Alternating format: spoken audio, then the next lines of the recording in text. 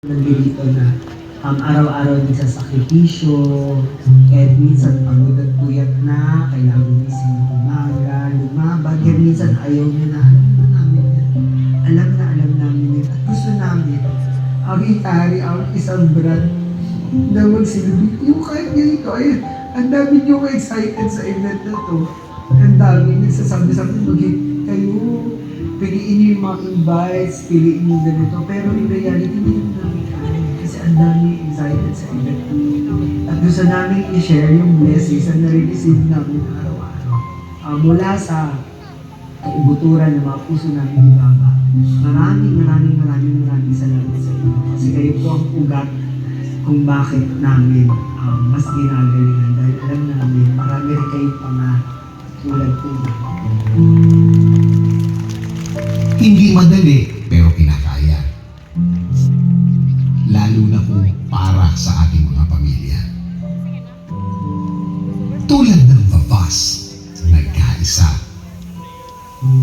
Hindi lang para sa kanila, kundi para sa tulad nilang minsang pinagkaitan ng agad na buhay na maganda. Minsan lagi ito lang sinasabi namin. Hindi ko ito makakalimutan kasi ito lang lagi yung prayers namin tatlo. Pag mag-usap sana, bigyan ako ng isang product. Luta tayo ni Oral Sun Technology. Ang pinagawa lang namin, 1,000 bottle. For 6 months, yung 1,000 bottle. Wala, ang dami nagpasukan ng distributor. Tapos ang unang line-up ate, Laan Bote. 100,000 bottles. What? From 1,000 lang ang inaano nyo? Ano ba? Ito na yun. Ito yung pinagdarasal namin. Ako personally, parang laging nagpa-flashback yung pinagdasal ko. Yung pinagdasal ko nung sana, bigyan na kami ng chance lang. Para maibigay talaga yung intention namin. Yung intention to help, to share. It's more than just the product. It's more than just the brand. It's more of yung purpose namin kung bakit namin ito ginagawa. I am very happy and grateful sa lahat ng blessings. Always, laging magte-thank you. During the process, Miss Tony, na lumalaki yung negosyo, na-overlook na namin yung sa amin dalawa. There's a price to pay for Your, everything. Yun pala yun. after several attempts of working it out, alam na namin sa isa't isa na parang hanggang dito na lang talaga. Kasi we have to end something para makapag-continue tayo ng something bigger. Ang importante talaga ate, hindi na lang yung love namin sa isa't isa eh.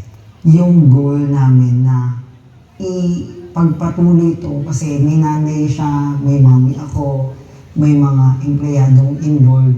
Yung love namin na gusto namin silang umangat din. At saka alam mo, meron din parang magandang turnout yung nangyari sa amin. Kasi before, nung kami pa, puno kami ng pride. Pero nung simulan namin ma-accept na hindi na healthy, kailangan na natin i-let go.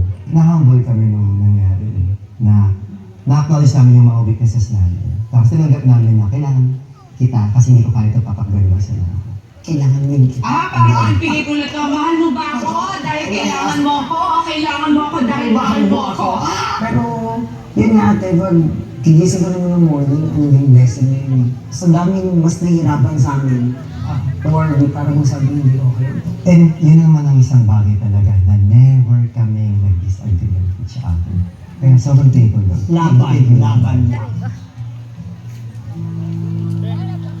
Kaya sa bawat halakhak, tawa, sigaw ng saya, at taas ng enerhiya, sa likod ng maliliwanag na ilaw at kamera, dalawang puso ang nasasaktan at tahimik na lumalaban. Ako na dito.